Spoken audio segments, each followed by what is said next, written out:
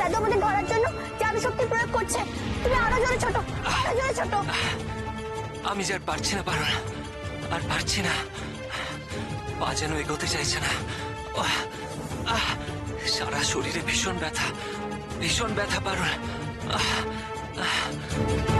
এবার কি হবে? সেনাপতি মশাই, ওই জঙ্গলে চলো। ওখানে গাছের আড়ালে কোথাও লুকিয়ে থাকা যাবে, ওইদিকে চলো।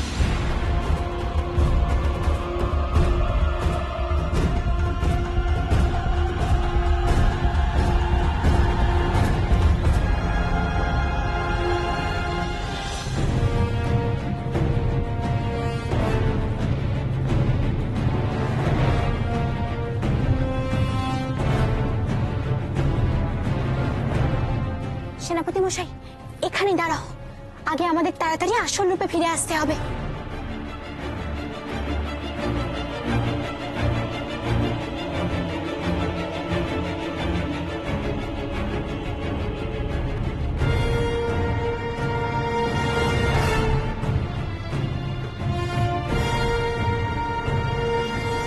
দাঁড়াও, আগে আমি বড় হয়ে নি।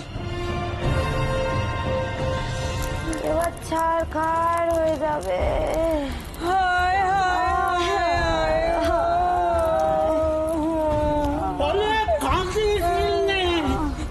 কাঁদিস নে তোরা, কিচ্ছু হবে না, সব ঠিক হয়ে যাবে, দেখিস। কি করে সব ঠিক হবে রাক্ষস বাবা? এরপর তো আমাদের আর নড়াচড়া করারও শক্তি থাকবে না। তখন আমরা খাবো কি? খাবার আমি জোগাড় করে এনে দিচ্ছি, দাঁড়া।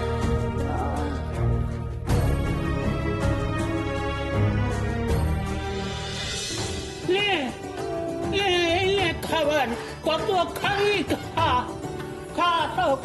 আমি একটু চারিদিকে নজর বুলিয়ে দেখে আসি। সত্যি তো এই হাতি শুধু আমাকেই স্নান করিয়ে দিল কেন? এমন অদ্ভুত ঘটনা কি কারণে ঘটল? ওই হাতি নীলকুণ্ডের সমস্ত জল পান করে নিল কেন? কি উদ্দেশ্য?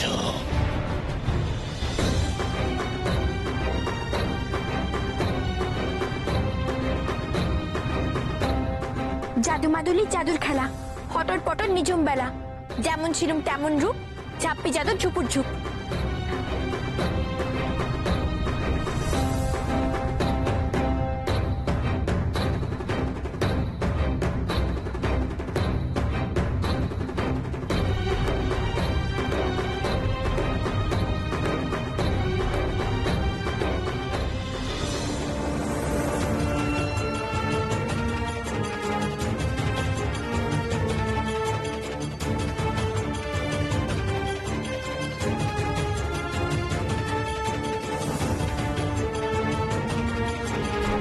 জাদু কাঠি জাদু দেখাও, আগে রূপ ফিরিয়ে দাও।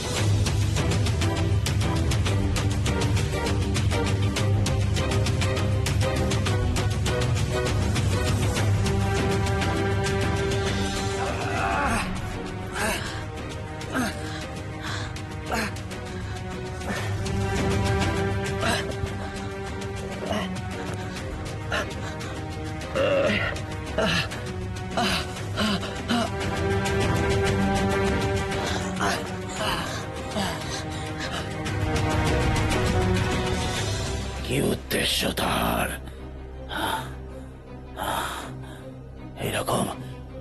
এরকম বিশাল আকারের হাতি আগে কেউ কোনোদিন দেখেনি। রাজ্যের কোন জঙ্গল থেকে ও এসেছিল সেটাও কেউ জানে না। আমার মনে হয় এই অঘটন ঘটানোর উদ্দেশ্যেই ও এসেছিল।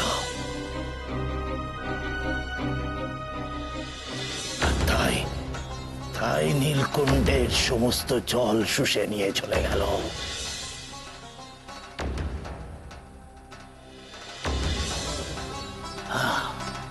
না না না না না না না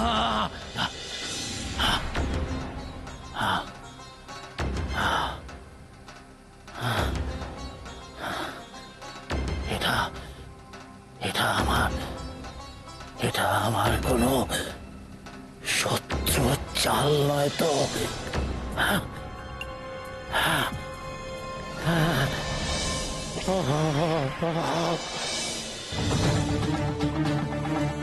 আপনি আমাকে স্নান করিয়ে কাজ বাড়িয়ে দিয়েছে।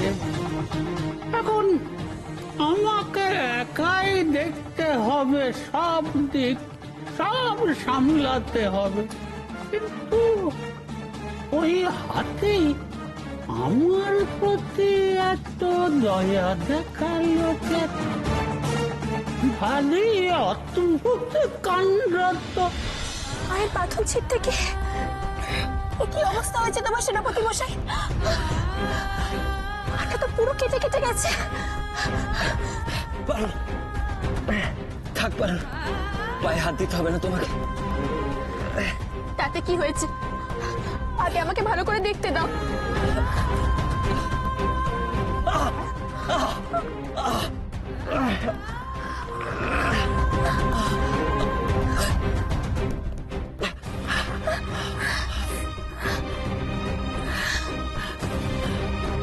খুব কষ্ট হয়েছে না তোমার? অথচ কেমন উঠছে ছিলে।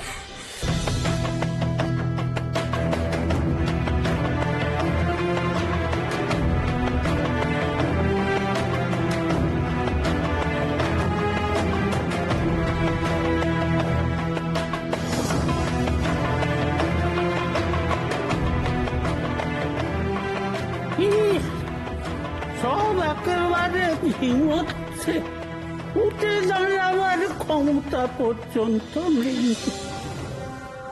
একটু ফলের রস খেলে গায়ে একটু বল আসতে পারে।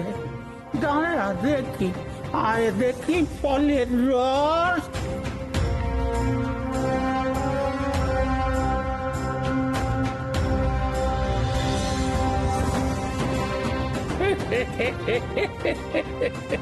কই দেখি বাবা না, ওর দেখি একটু হাঁকো, আমি একটু ফলের রস দিই, খেয়ে নে, জোর পাবি।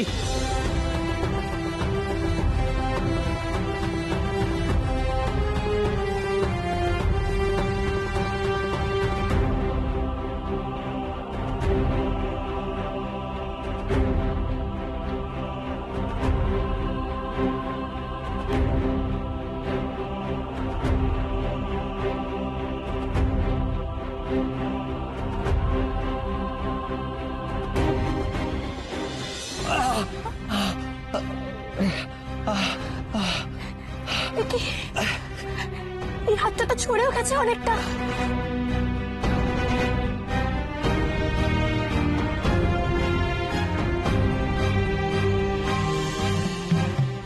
হাতটা তো কেটে গেছে, রক্ত পড়ছে।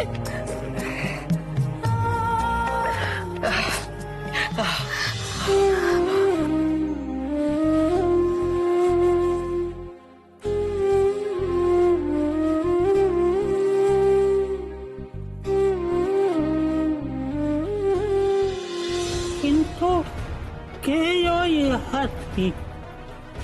ওই নীলকুণ্ডের জলে আমাকে স্নান করিয়ে শুধু আমারই শক্তি ফিরিয়ে দিলে কেন?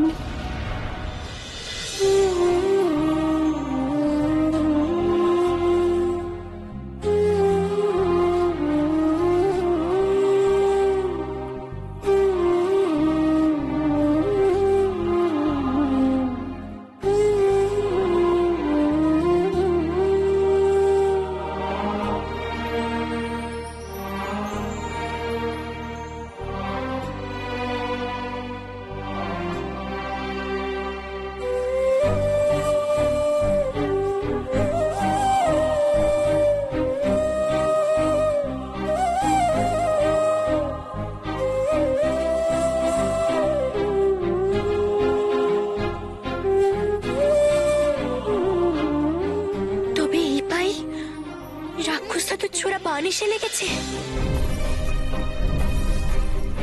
নাকি রাক্ষসদের বাঁধনের চাপে পায়ের কোনো হাড় ভেঙে গেছে? কি করবো এখন আমি এই জঙ্গলে একা একা?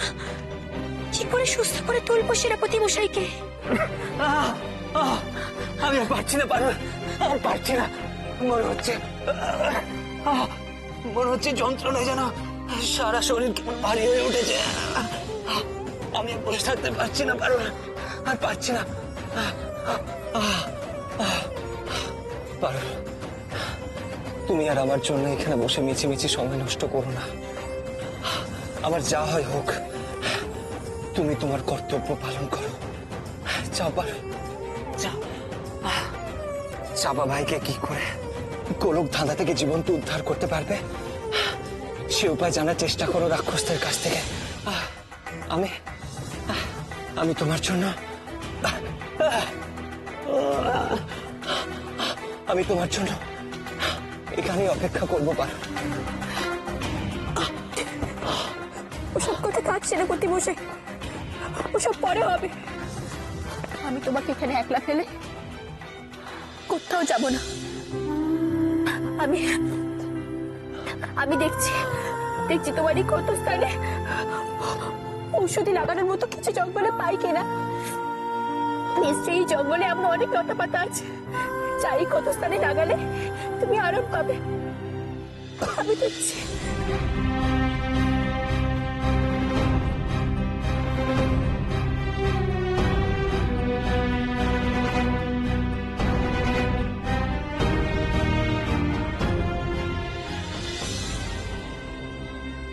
সত্যি তো, কি আশ্চর্য! ওই হাতির অবস্থান আমি কেন দেখতে পেলাম না? আমার কথা শোন মল্লিকা, জেদ করিস না। তুই আরেকবার চেষ্টা কর ওই পারুল আর রাঘবকে দেখবার। কেন জানি না, আমার মন বলছে এতে তোর লাভই হবে। তন্ত্রমাতার কথা অমান্য করো না রানী, উনি নিশ্চয়ই কিছু ভালো বুঝেছেন বলেই বলছেন। বেশ,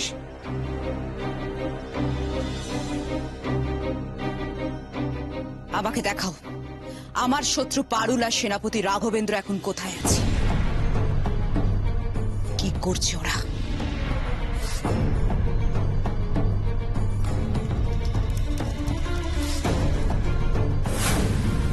কি হলো? এমন চমকে উঠলি কেন? কি দেখলি এবার? এবারও কি তুমি হাতি দেখলে নাকি? হ্যাঁ,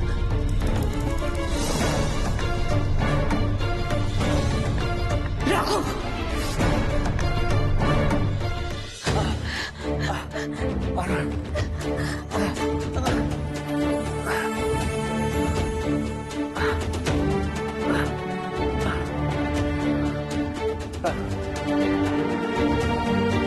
কি হয়েছে সেনাপতি মশাই? কিছু বলবে?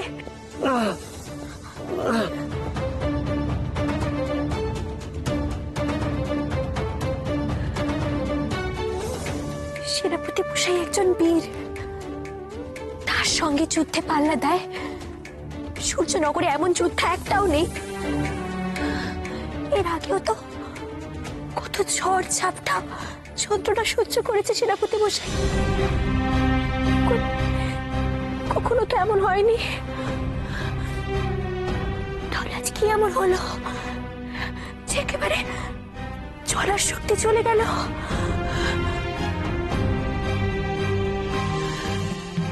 নিশ্চয়ই শরীরের মধ্যে কোনো হাড় বা শিরায় খুব আঘাত লেগেছে, যার জন্য শরীরের ক্রমাগত অবনতি হচ্ছে। কিন্তু আমি এখন কি করব? কি করে সুস্থ করবো সেনাপতি মশাইকে? আশেপাশে তো কোনো ঔষধি গাছও দেখছি না।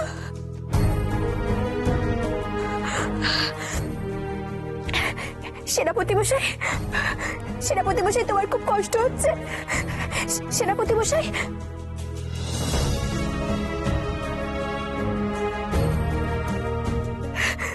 সেনাপতি মশাই, সেনাপতি মশাই,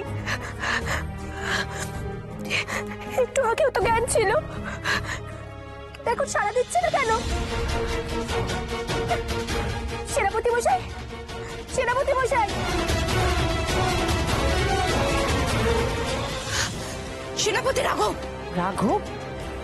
তুই রাঘবকে দেখতে পেলি? রাঘব কোথায়? মানে তার অবস্থানটা কোথায়? একটা একটা গাছের নিচে পড়ে আছে। শ্বাস প্রশ্বাস চলছে কিনা তো বোঝা যাচ্ছে না। আর পারুল, পারুল সে কোথায়? সে কি করছে? পারুল, পারুল, পারুল তো নেই। পারুলকে তো দেখতে পাচ্ছি না, শুধুমাত্র সেনাপতি রাঘবেন্দ্রকেই দেখতে পাচ্ছি। পারুল নিশ্চয়ই আশেপাশেই কোথাও আছে। চেষ্টা কর, চেষ্টা কর মল্লিকা, নিশ্চয়ই পারুলকে দেখতে পাবি। দেখাও, দেখাও আমার শত্রুদের, পারুল আর সেনাপতি রাঘবেন্দ্রকে দেখাও, ওরা কি অবস্থা আছে এখন, দেখাও।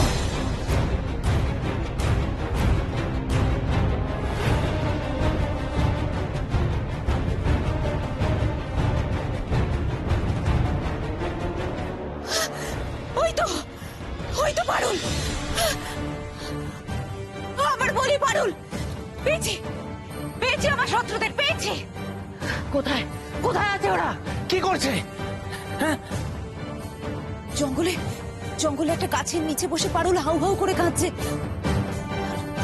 আর আর সেনাপতি রাঘবেন্দ্র তো মনে হচ্ছে মরে গেছে। হ্যাঁ, মরে গেছে? হ্যাঁ মাথা, কিন্তু পারুল বেঁচে আছে। পারুলকে ধরতেই হবে, ও আমার বলি, ওর মৃত্যু আমার হাতে লেখা আছে। এভাবে চুপচাপ বসে থাকলে হবে না, সেনাপতি মশাইয়ের জ্ঞান ফেরাতে হবে। সেনাপতি মশাইকে সুস্থ করে তোলার চেষ্টা করতে হবে, কিন্তু কি করে সুস্থ করব আমি? আশেপাশে তো একটাও চেনা ঔষধি গাছ নজরে পড়লো না, কি উপায় হবে তবে? চারপাশে তো এত সবুজ লতা পাতা ফুল, এই গাছগুলোর মধ্যে কি এমন একটাও শিকড় পাতা নেই যা আমার কাজে লাগবে? নিশ্চয়ই আছে, আমি চিনি না তো তাই বুঝতে পারছি না। দেখি এই গাছপালা লতা পাতা বন্ধুরা আমাকে কোনো সাহায্য করে কিনা, সেটা তো কোনো উপায়ও নেই আমার।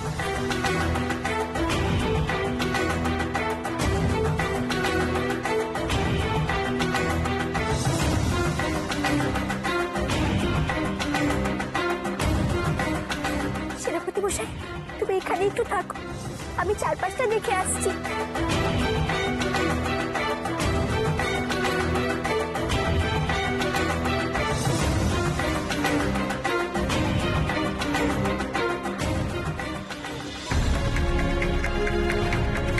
ওমা, এটাই তো দেখছি সে হাড়চুরুনি লতা। ছোটবেলায় চিরুনি গ্রামের জঙ্গলে আমি দেখেছি এই লতা। কি আশ্চর্য, এতক্ষণ চোখেই পড়েনি আমার।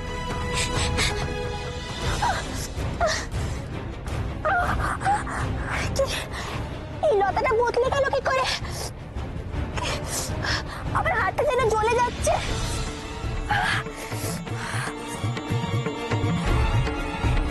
এই জঙ্গলটা তার মানে গোলক ধাঁধার মতোই রাক্ষসের মায়ায় তৈরি। তাহলে কি করবো আমি এখন? এই জঙ্গলটা আমাদের জন্য নিরাপদ নয়, খুব তাড়াতাড়ি আমাদের এখান থেকে চলে যেতে হবে। কিন্তু সেনাপতি মশাইকে সুস্থ না করে আমরা যাবো কি করে? কোথায় বা যাবো? এই মায়া রাজত্বে কোথায় কি ওত পেতে আছে কিছুই জানি না আমরা। এই রাক্ষস আছে, কে সাহায্য করবে আমাদের? আর সবকিছু জানার পর রাক্ষস দাদু কি ক্ষমা করবে আমাদের?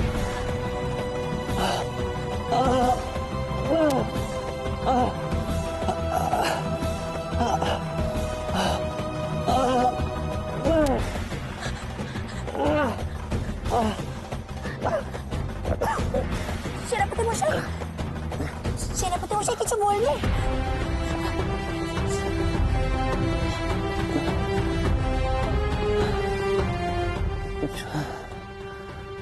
জল, চেষ্টা পেয়েছে। জল খাবে? তুমি একটু অপেক্ষা করো, আমি এক্ষুনি তোমার জন্য জল নিয়ে আসছি।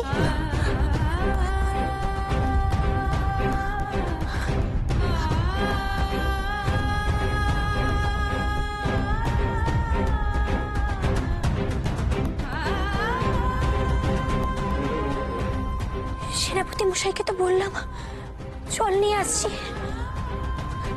কিন্তু এই জঙ্গলের ভেতরে কোথায় জল পাবো আমি? দূর দূরান্তে যতদূর চোখ যাচ্ছে একটা ঝর্ণা বা জলাশয় তো দেখতে পাচ্ছি না।